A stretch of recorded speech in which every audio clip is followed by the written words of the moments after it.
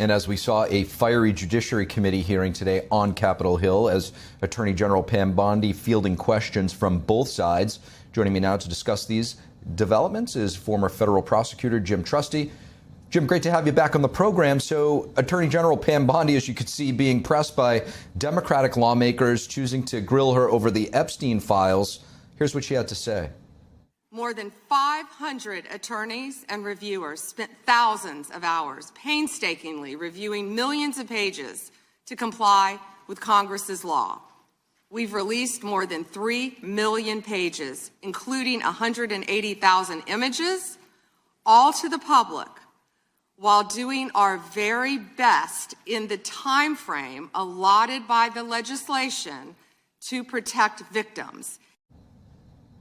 Jim, just for context here, how do you assess the efforts and the results thus far? And did the Democrats have the authority and the ability to ask these same questions during the previous administration? Yeah, I mean, the last part's easy. This is street theater. There's not a lot of genuine concern about the victims in my book. I think this is all, the harshest questions that she faced were designed to just try to score political points or to suggest that President Trump's going to be implicated. And I stand by my original prediction, which is if there was anything all that damning about President Trump, it would have been leaked out by the likes of Jim Comey and President Biden. But, look, there's a lot that is unforced error, too. I mean, when we go back and think about how the Attorney General made the announcement that the file is on my desk and we're going to release it. Well, she didn't have 3 million pages sitting on her desk. And what was released in short order was not particularly, new stuff. But since then, you literally had Congress pass a law that said you're going to open up this file. And I'm the first one to say I don't like that concept.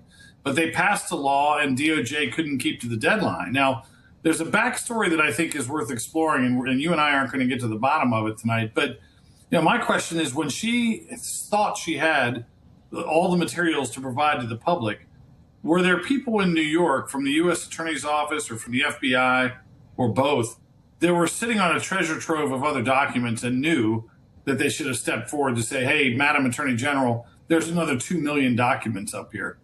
I mean, if there's truth to that, heads should roll, because she's taking a hit for something that really could have been cured by just having some intestinal fortitude up in New York. So I've at least read, I don't know that it's 100% true, that a lot of the documents were stashed in New York and were kind of late coming.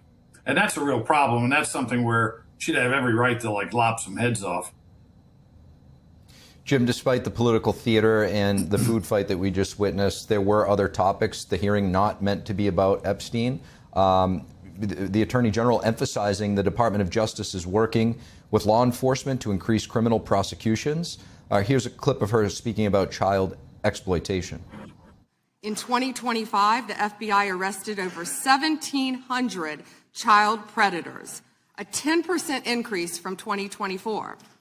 We also located 2,700 victims of child exploitation and shut down 3.8 million dark web pedophile accounts. Jim, you were a former federal prosecutor. How important is it for the Justice Department to work hand in hand with law enforcement? And do you think the DOJ is following through under Attorney General Pam Bondi? Yeah, it sounds like they're following through. And look, there's a lot of terrible cases in the realm of child pornography where it almost, the title's bad enough, but it almost understates the activity behind it. Sometimes there's human trafficking, exploitation, manufacturing of these types of movies or stills. I mean, these are, I will tell you, Steve, I did a lot of homicide cases and only a few child pornography cases as a prosecutor. And I could look at autopsy photos much easier than anything to do with the child pornography lane. It really literally hurts your soul to contemplate the evil that's involved in those cases. So any news of getting bigger numbers out of the FBI, whether they're working with locals or not, because they don't really have to, if they've got a cyber unit that's pursuing those cases and they're bringing people to bear and there's mandatory sentences in play as well now, that's a good story. That's definitely a victory for the FBI and for the country. Jim, speaking of law enforcement, Senator Lindsey Graham saying that sanctuary cities are illegal. Here's a look. State and local officials openly defying federal law that's been on the books for decades, incentivizing more illegal immigration, massive taxpayer ripoff, and a breakdown of law and order. To these 12 states, you're screwing it up for the rest of us. You need to change your policies and comply with the law that's been on the books for decades, and this should be a punishment. To me, what you're doing is you're inciting chaos. You're putting people's lives at risk. You literally should go to jail if you will not enforce the law, abide by the law. Jim, does the senator have a point here? Oh, I think he's got a great point. And look, yeah, the idea that you can just declare you're a sanctuary city, that you're not going to enforce federal law or allow it to be enforced is crazy. And there's something very rich and very interesting about a senator from South Carolina, of all states, saying you can't ignore federal supremacy in this area. And he's right. And, the message I'm trying to give there is this is literally something we fought a war over in the 1860s. You don't have the right in state government to just declare that you're not going to observe or help, enforce federal law. Now, there's a big gray area, which I don't think is necessarily illegal, and that is when states decide they're not going to be really assisting. It's not the same as obstructing, but it has the same effect. If you're not going to let the ICE agents get a list of individuals who are incarcerated, then you're basically saying at the end of a criminal case, we're okay with an illegal alien, perhaps with a murder conviction, walking around our community. And that may not be illegal, but it's if ridiculous, immoral, and unsafe decisions were illegal, that would be top of the list. And I think it falls into the category maybe that Samuel Johnson in the 1800s came up with, where he says the law permits much that wisdom condemns as folly, meaning there are some things that are just obviously stupid and wrong and unsafe, but they're not necessarily criminal violations. I think a lot of the sanctuary city stuff about not cooperating probably falls into that category, as opposed to being starkly illegal. But it's certainly unsafe to the community, and you would hope that people would rise up and say, let's have the common sense that Lindsey Graham's talking about to help federal enforcement of serious laws.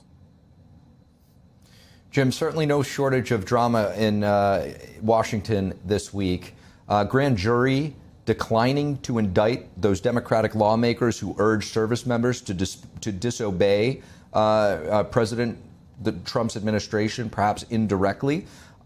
Is it typically rare for grand juries to decline these type of charges? I mean, we're all familiar with the expression, you can indict a ham sandwich. And why would the jury in this case be so hesitant to pursue the charges, in your opinion?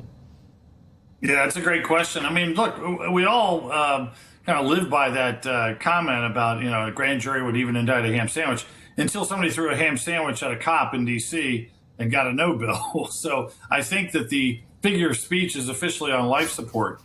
And what's interesting, Steve, it kind of could go a couple of ways here. I mean, I was a prosecutor for 27 years. I was nothing extraordinary, but I never had a case get no billed. And it was very, very rare to ever hear of anybody having a presentation that's just for probable cause failing. Now, I will say there's two things that are kind of interesting behind the scenes focal points. One is, how is the case being presented? There are times where prosecutors present a case to the grand jury, such as in a police shooting that they think is not criminal, where they're literally saying, you tell us what to do, but we're not affirmatively asking you to indict this officer. There's other times where you could suspect that somebody with a different political point of view is kind of softballing it, going in for the presentation and not trying that hard. So there's a couple of internal DOJ things to be thinking about, but it could also be, particularly when you're talking about Washington, D.C., that you have a very politicized grand jury that's taking their role quite seriously and saying, we're not going to be a part of politics. And so I look at the video that was presented, by various politicians calling upon the military to stand up against illegal orders. And I don't think it falls into the category of sedition in terms of elements, legal elements, but I do think it's seditious in nature. It's again, one of those things where it's wrong, but it's not necessarily criminally wrong.